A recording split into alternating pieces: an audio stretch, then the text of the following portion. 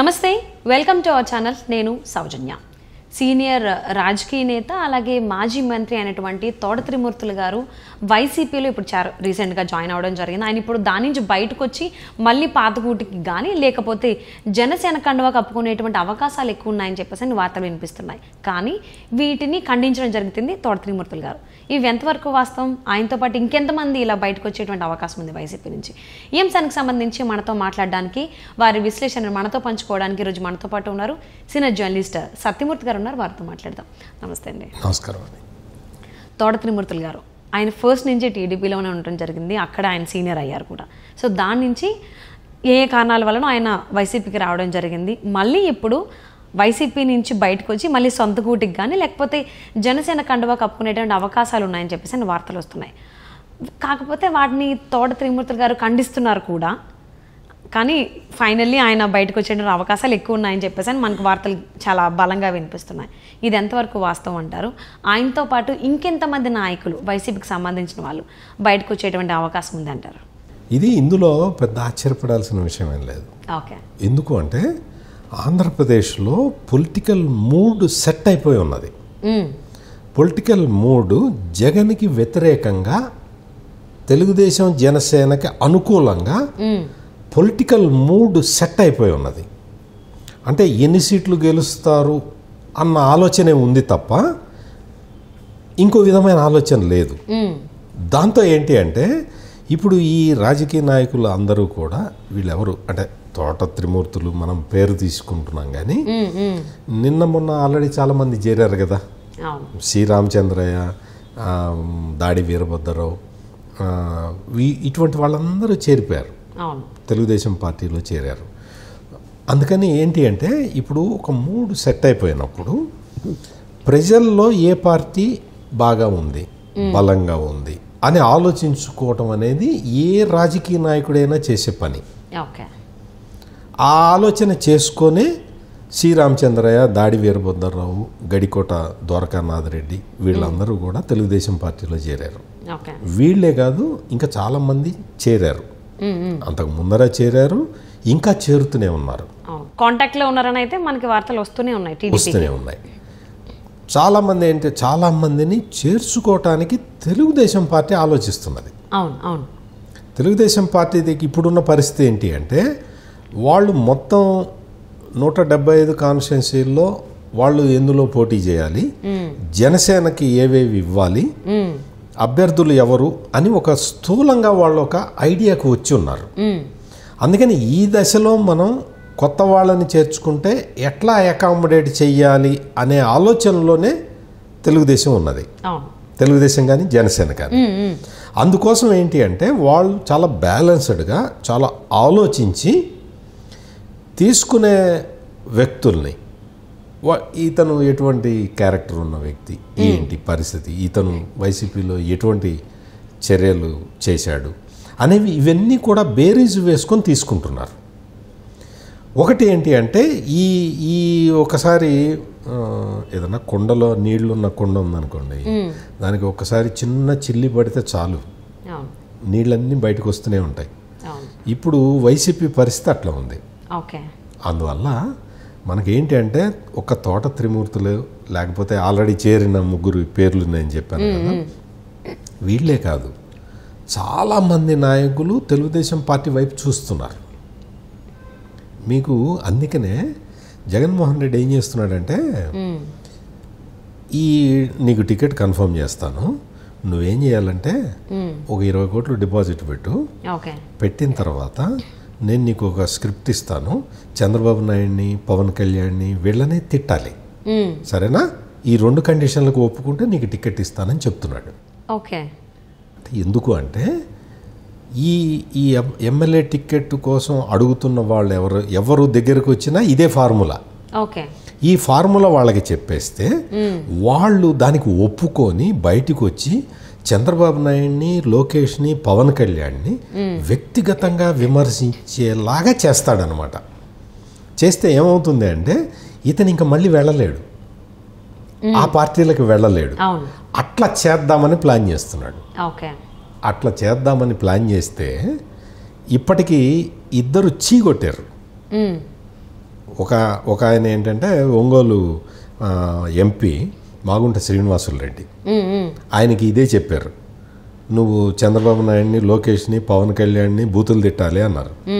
ఆయన అన్నాడు, నువ్వు టికెట్ ఇచ్చినా ఇవ్వకపోయినా నాకేం ఫరక్ పడదు, నేను అటువంటి మనిషిని కాదు, నేను వ్యక్తిగతంగా ఎవరిని తిట్టను, నీకు ఇష్టమైతే టికెట్ ఇవ్వు లేకపోతే లేదు అని ఆయన క్లియర్ కట్గా చెప్పాడు.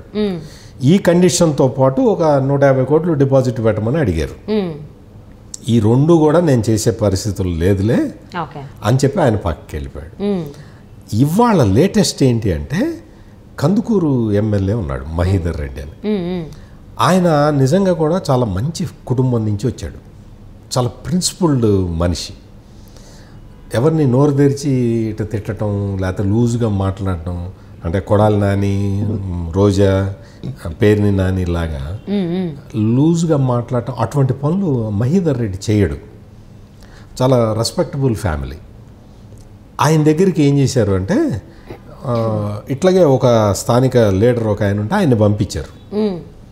ఇట్లా నువ్వు తిట్టాలి, పవన్ కళ్యాణ్ని, లోకేష్ని, చంద్రబాబు నాయుడిని తిట్టాలి, అది తిడితే నీకు టికెట్ ఇస్తారు అంటే ఆయన చీపో అన్నాడు. అన్న తర్వాత ఐపాక్ టీంలో కొంతమంది మనుషులు ఉంటారు ఇటువంటి పనులు చేయటానికి, వాళ్ళని పంపించాడు జగన్. పంపిస్తే వాళ్ళు వెళ్ళి ఇదే ప్రపోజల్ పెట్టారు, నువ్వు కనుక చంద్రబాబు నాయుడిని, లోకేష్ని, పవన్ కళ్యాణ్ని తిడితే నీకు సీట్ ఇస్తారు, లేకపోతే సీట్ ఇవ్వరు అని చెబితే ఆయన ముందర బయటికి నడవండి, నేను చాలా గౌరవప్రదమైన కుటుంబం నుంచి వచ్చాను, నేను వాడిని వీడిని తిట్టడం ఇటువంటి పనులు నేను చెయ్యను, నువ్వు టికెట్ ఇచ్చినా ఓకే ఇవ్వకపోయినా ఓకే అని ఆయన క్లియర్ కట్గా చెప్పాడు. ఇవన్నీ కూడా అంటే మనకి తెలిసినవి ఈ 2 ఎగ్జాంపుల్సే. ఇట్లా కాకుండా చాలామందికి ఇదే చెప్తున్నారు. అందరినీ పిలవటం, చంద్రబాబు, లోకేష్, పవన్ కళ్యాణ్ని తిట్టాలి, తిడితే నీకు టికెట్ ఇస్తాం అని చెప్పటం. ఇదేంటి అసలు, ఇదేమి కండిషను? ఆ పాలసీ ఏంటనేది జగన్మోహన్ రెడ్డికి తెలియాలి.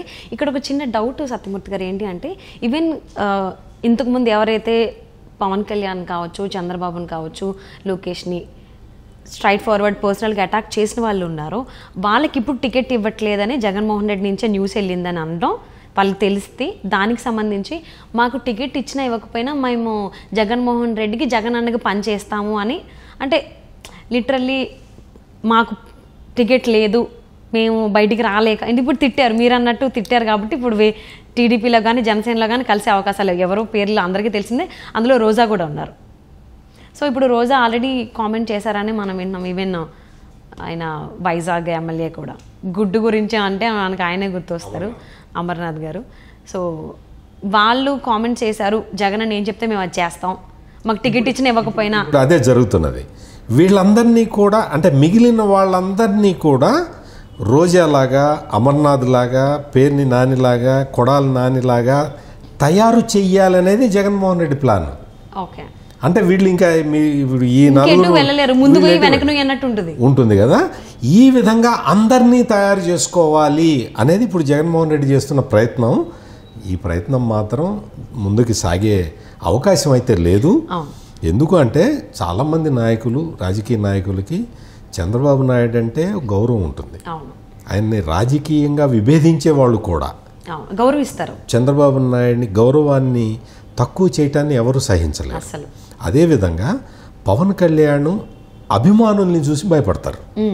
పవన్ కళ్యాణ్ చాలా సాఫ్ట్గా ఉన్నా కానీ పవన్ కళ్యాణ్ అభిమానులు వైలెంట్గా ఉంటారు కాబట్టి అందుకని పవన్ కళ్యాణ్ చూసి కూడా చాలా అభిమానులను చూసి చాలామంది భయపడతారు. సో ఎన్ని దెబ్బలు తిన్నారో రోజు మనందరం చూసాం కాబట్టి ఈ పరిస్థితుల్లో ఏంటి అంటే ఈ తోట త్రిమూర్తులు లాంటి వ్యక్తులు ఇంకా చాలామంది ఉన్నారు. సో నెమ్మదిగా అందరి పేర్లు బయటకు వస్తాయి. ఇప్పుడు ఖండిస్తే ఖండించవచ్చు కానీ వేరే మార్గం లేదు. ఎందుకు వేరే మార్గం ఎందుకు లేదు అంటే రాజకీయంగా ప్రజలందరూ కూడా ఒక నిర్ణయానికి వచ్చి ఉన్నారు. ఈ పరిస్థితుల్లో ఈ ఒక స్థిరమైన రాజకీయ వాతావరణం ఏర్పడబోతున్నది ఇప్పుడు ఈ అస్థిరత నుంచి.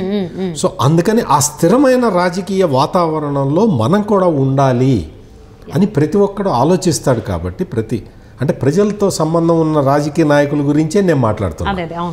ప్రజలతో సంబంధం లేని వ్యక్తులు ఉంటారు రాజకీయ నాయకులు. ఇప్పుడు అది వైసీపీ ద్వారానే తెలిసిన అలాంటి నాయకులు ఉన్నారు అని. యాక్చువల్లీ వాళ్ళు ఇటువంటివి ఆలోచించరు. అవసరం లేదు వాళ్ళకి. వాళ్ళు బలానా వాడిని తిట్టు అని స్క్రిప్ట్ రాసిస్తే అది తిడతారు. అంటే యాక్చువల్లీ ఇంతకు వైసీపీ నాయకుల నుంచి ఏంటి అంటే జనాలు నేర్చుకున్నది ఎలా రాజకీయ నాయకులు ఉండకూడదు అనేది వైసీపీ నాయకుల ద్వారా అందరికీ అర్థమైంది. ఓకే, బాగా స్పష్టంగా ఇప్పటి వరకు అలాంటి నాయకుల్ని కానీ ఎమ్మెల్యేలు ఎంపీలు కానీ ఇప్పటి వరకు ఎవరు చూడలేదు. అంటే మా ఏజ్ వాళ్ళు కావచ్చు, మీలాంటి వాళ్ళు కావచ్చు, ఎప్పుడు కూడా అలాంటి వాళ్ళని చూడలేదు. ఫర్ ద ఫస్ట్ టైం దాని ద్వారా తెలిసింది రాజకీయ నాయకులు ఎలా ఉండకూడదు అనేది వైసీపీ నుంచి. సో ఇప్పుడైతే తోట త్రిమూర్తులు గారి వాయిస్ మాట బయటకు వస్తుంది, పేరు ఆయన బయటకు వచ్చే అవకాశాలు ఉన్నాయని. సో ఎలక్షన్ కోడ్ ముందు వరకు అందరూ ఖండిస్తారు. ఒక్కసారి ఎలక్షన్ కోడ్ అమలైన తర్వాత ఇంకెంతమంది పేర్లు బయటికి రావడం, మేము వచ్చేస్తున్నాం బయటికి వైసీపీ నుంచి అని చూద్దామండి. And thank you so much for spending your valuable time with Satya.